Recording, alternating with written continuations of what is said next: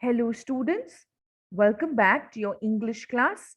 I am Mrs. Jenny Shah, and we had started chapter 5 yesterday of the Honeysuckle book, A Different Kind of School. In this story, we saw that a narrator has visited Miss Beam's school, about which the narrator has heard a lot about. Over there, he met Miss Beam, who was all that he had expected.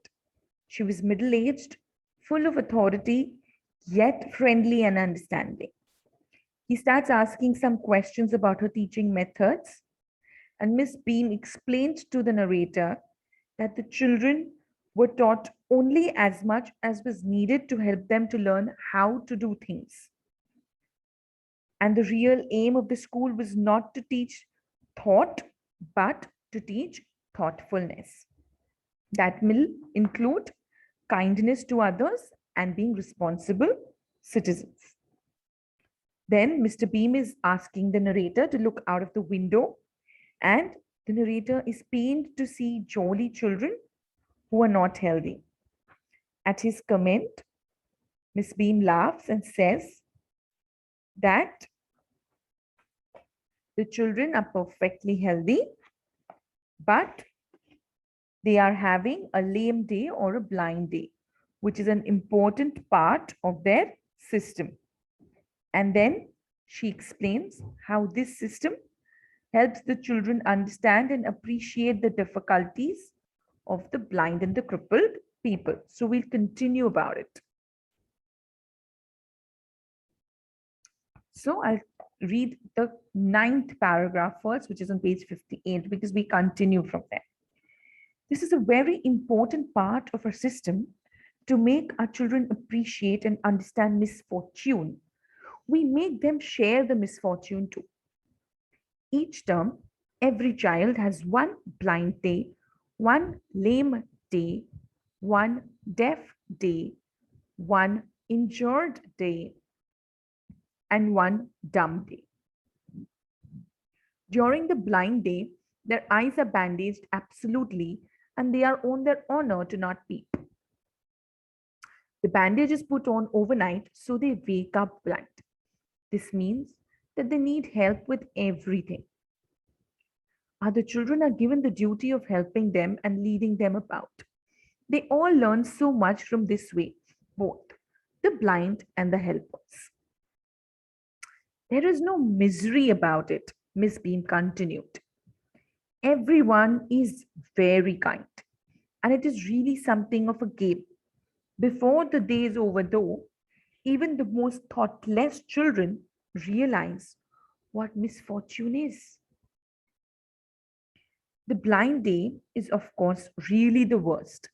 But some of the children tell me that the dumb day is the most difficult. We cannot bandage the children's mouth, so they really have to exercise some willpower. Come into the garden and see for yourself how the children feel about it.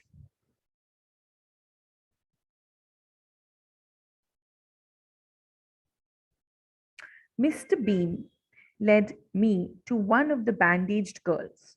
Here, a gentleman has come to talk to you, said Miss Beam and left. Don't you ever peep? I asked the girl.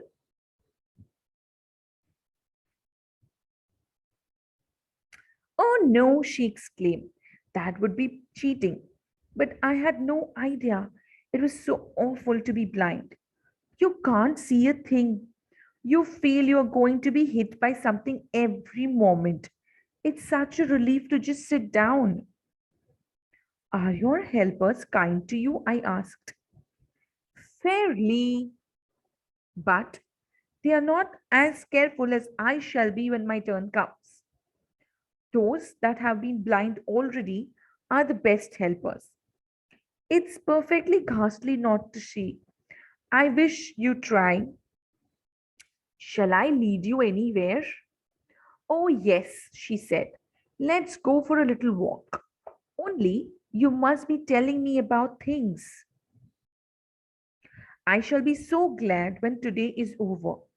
The other bad days cannot be half as bad as this. Having a leg tied up and hopping about on crutch is almost fun, I guess.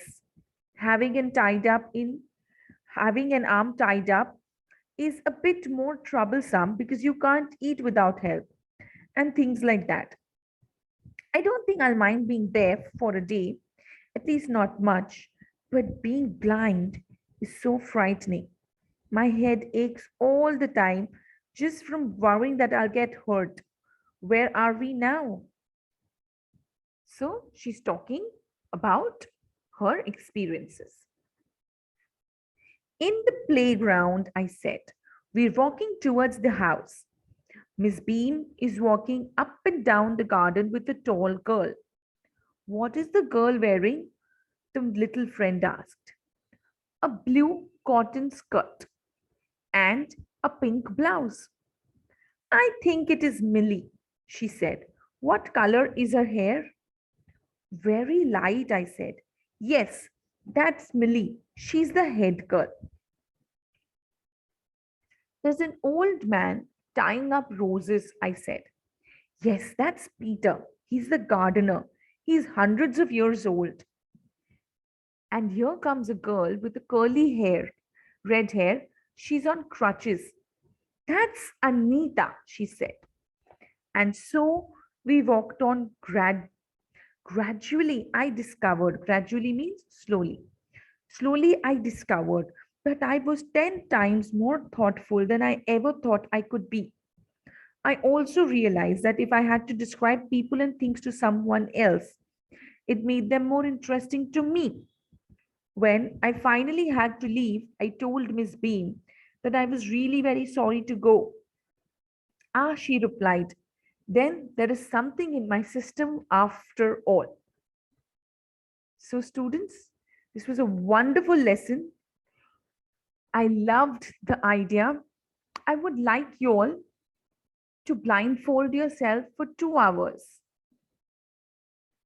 Just 2 hours any day, blindfold yourself and see what it feels like. I would love to share your experience with me on the Zoom class if you ever do this. Let me know. With this, students, I'm ending today's class. Stay home, stay safe. Tomorrow we meet again for the same chapter. We shall be doing all the exercises and question and answers behind the chapter. Till then, stay home and stay safe. Thank you.